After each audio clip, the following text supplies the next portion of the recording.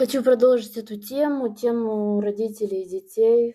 И я хочу вам сказать, что какие бы у вас ни были в жизни ситуации, я знаю, я понимаю, что бывает очень сложно.